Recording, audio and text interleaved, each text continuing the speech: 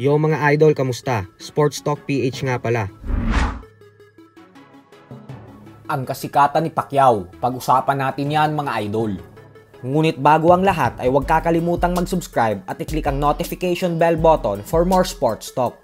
So bagamat nga po 3 taon na magmula ng huling beses lumaban ang ating pambansang kamauman ni Pacquiao sa professional boxing, ay maliwanag nga po na hindi pa din talaga nawawala ang kasikatan nito sa buong mundo. Ito po ay dahil dinumog ng napakadaming Japanese media at fans ang kanyang public media workout kahapon sa Japan.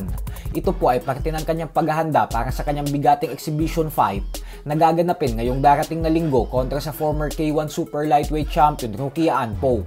Maging ang mismong rising promoter na si Nobuyuki Sakakibara ay sinamantala din ang pagkakataon na ito at mismong dumayo din sa venue upang makitang mag-ensayo ang nag-iisang 8 Division World Champion ng boxing.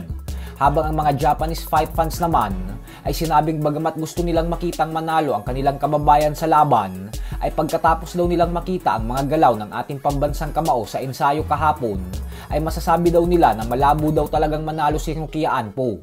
Ito ay sa kabila ng nagbanta ang kampo ni Anpo na papatulugin nila ang ating fighting senator sa loob lamang ng first round sa pamamagitan ng isang suntok. Bukod dyan ay masayang-masaya ang mga Hapon na lalaban sa Japan si Pacquiao dahil isang napakalaking karangalan umano nito para sa kanila. Excited na daw silang lahat na makitang sumampa sa ibabaw ng lona si Pacman. Pero ang nakakalungkot lang umano para sa kanila ay dahil 3-rounder fight lang ito, nakakabitin daw para sa kanila. Sa kabilang banda naman mga idol ay tila bumawi nga po ang ESPN kay Manny Pacquiao. Ito po ay matapos umani ng batikos ang ESPN galing sa mga Filipino sports fans nang dahil sa inilagay lamang nila si Pacquiao sa number 72 sa latest na inilabas nilang rankings ng top 100 athletes sa nakalipas na 2 dekada nitong nakalipas na linggo lamang. Pero agad nga pong bumawi ang ESPN dahil kahapon lamang ay hinirang nila ang ating pambansang kamauman ni Pacquiao bilang number 1 athlete of the century sa buong kontinente ng Asia.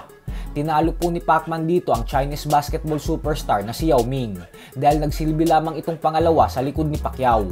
Bale top 25 Asian Athlete of the Century po ang inilabas ng ESPN kahapon at 3 atletang Pinoy po ang nakalusot sa prestihiyosong rankings na ito.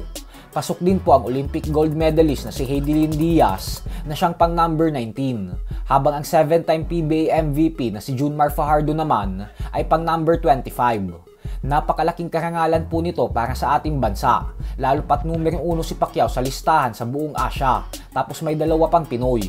Ayon sa ESPN ay napakahirap daw kasing higitan ng pagiging 8 Division World Champion nito at pagiging kampiyon sa 4 na magkakaibang dekada. Kaya naman nagdesisyon silang gawing number 1 athlete of the century si Pacquiao. So hanggang dito na lang po muna tayo mga idol.